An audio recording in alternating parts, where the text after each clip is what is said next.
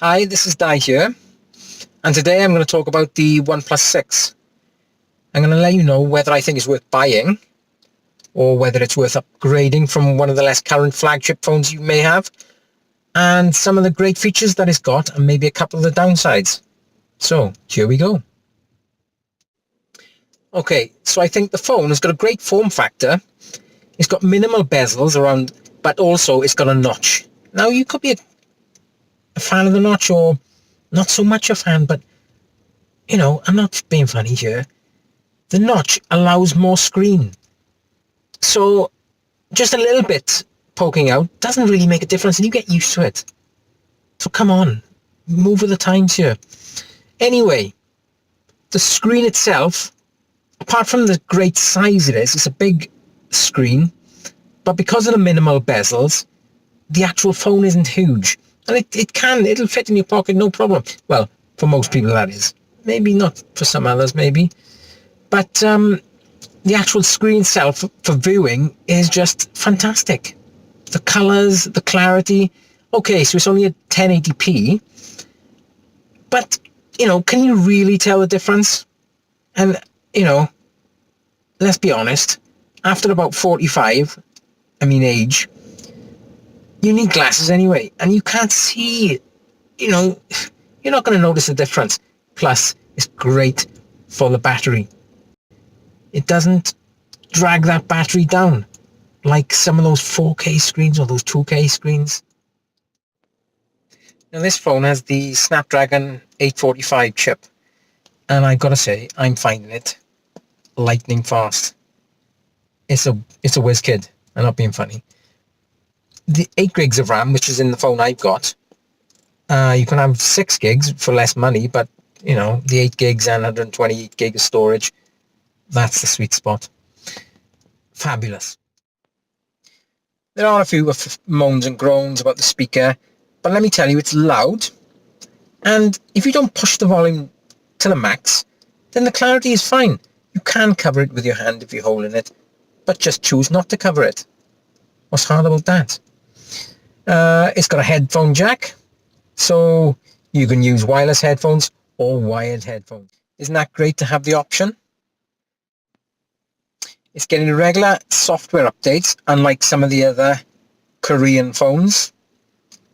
And it's going to be one of the first when Android P rolls out. I'm talking about the cameras. Both cameras, front and rear, are great. They take solid, the main camera takes solid pictures, in comparison to the best out there, I'd recommend it.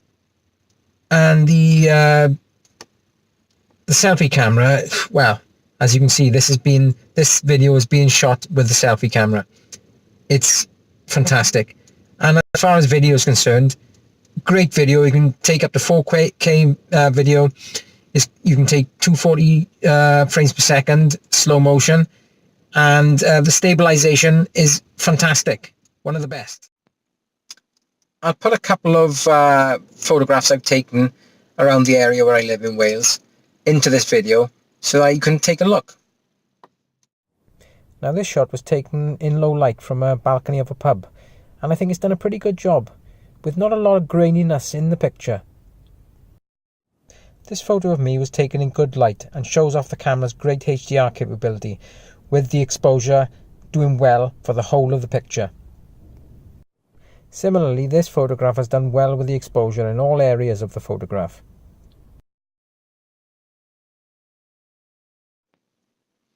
The phone looks great. I've got the glossy, shiny black. You can have the midnight black, which is like a matte colour. It's all glass, with the sides being made of metal. So I'm thinking it's going to be fairly robust. But, you have got those situations where you drop it accidentally and it falls on the floor and it just catches the edge. And, but that's for all these current flagships. All the glass ones, they're going to be vulnerable. So it's going to be as robust as any of the others, I would say, any of the other flagships. It's not an IP rated phone, but I have noticed on various other videos that it can cope with, you know, a quick dunking in water, some rain, just dry it off and it'll be fine. This phone has a dual SIM, which I didn't think too much of before I had it, but my main SIM, the main carrier for my phone, has a patchy signal where I live. So I bought a pay-as-you-go from a different carrier, slotted that in, and what I find now is if I'm in an area that has a ropey signal, then I just, with a couple of movements of my finger, I get signal because I changed the SIM over. Fantastic. Well, that's it for the OnePlus 6, and those are my views. I hope to get better at this the more I do it. Hopefully I'll get some subscriptions. Please subscribe down below, and I will make other videos, not just on tech, but that's my sort of hobby, but on all sorts of things. And any questions you got, just let me know. Thanks. Bye bye.